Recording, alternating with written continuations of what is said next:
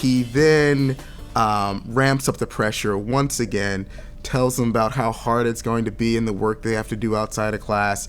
And, I feel like he's once again stepping into like this growth mindset and stereotype threat minefield. And in some places, it's almost as if he's really responding to previous students that he's had that might have said things like, I had no idea this class was going to be this hard and the work is so time consuming. Do you have any suggestions for, how an instructor can make it clear that, yes, this class is going to be challenging and difficult, but ultimately it'll be rewarding and ultimately, you're going to enjoy mastering the material? Right. So it's really great to help students calibrate to some extent the workload, but then talk about what you yourself as an instructor found interesting or worthwhile. We know that one of the issues about STEM careers, in engineering there was a report a few years ago called Changing the Conversation, where the authors noted that when people talked about what engineers did as careers, it was about applying math and science. And when they talked about what doctors did, it was about saving lives and delivering babies. And doesn't that sound more interesting than applying math and science, right? But doing well in medicine also uses math and science, right? It's not like it doesn't use math or science. But they didn't lead with that, right? So temper the workload talk with the benefits talk. What is the benefit? What are the interests or great experiences or whatever that one has had, you as an instructor has had, or what you found interesting and rewarding about the material, to sort of balance the fact that it will be a lot of work and you can do it and it will be worthwhile, right? And also the instructor does offer help at this point, right? I think he reminds them that he's available on email and office hours, and use those as opportunities to, when you are having a tough time, come ask for help, because sometimes you may be investing time that could be shortcutted, if that's a word, just by asking a question and getting it answered, right? So talking about the benefits of actually putting in all of this work at the end of the day and making sure that they feel like they have the resources to get through the tough times.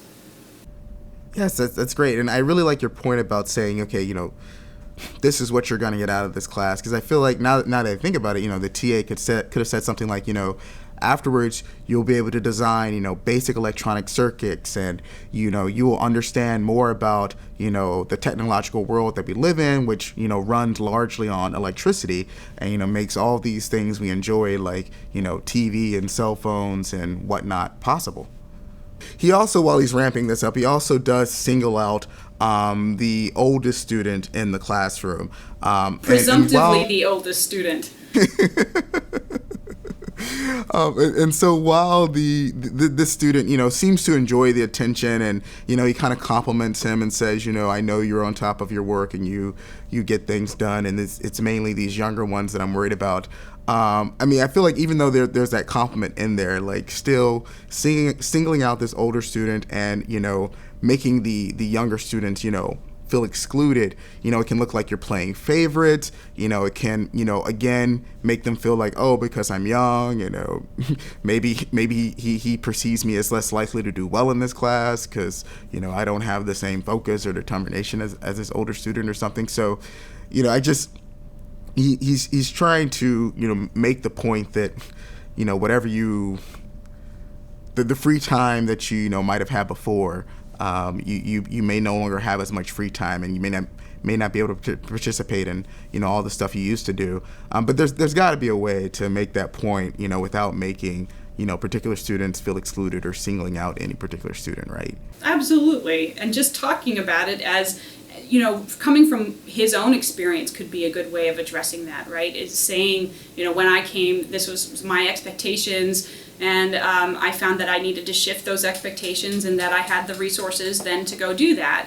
But I might have had a tough time to start with until I started changing how I prioritize time, right? You are the expert of your own experience, so talking about it from your own perspective rather than presuming that you know what others' perspectives are is probably a better route to go. Like, even that one student, it's pretty presumptive that the instructor knows how the student spent his time. I guess they had the relationship from the previous class, but that doesn't mean that student is going to behave in exactly the same way in this new class. So that's an additional sort of, there's that cognitive load of impression management thing again, right? This student who's being singled out because he looks older than the other students doesn't necessarily mean he is. Now is wondering if all of these interactions is because they had this previous relationship in the other class, or because he looks older, or whatever it is. And so just leaving aside places that you want to single out individuals, even if it's to sort of lighten the tenor of the class and make a joke, usually probably best to leave out. You can maybe be self-deprecating and make a joke at your own expense, but I'd leave aside the ones about other folks. And in addition, I'm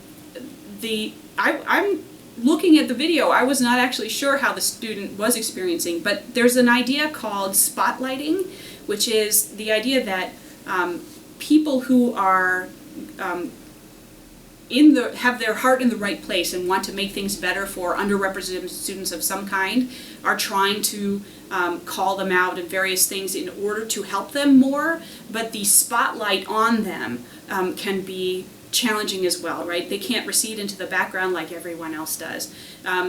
Students who are from underrepresented groups are both hyper-visible and invisible, right? They are the only sometimes in their class, but also they get overlooked in favor of majority folks. So trying to temper the ways that you interact with those onlys, whoever they are, however they are the only, is probably going to be a more inclusive approach than trying to single folks out in order to help them.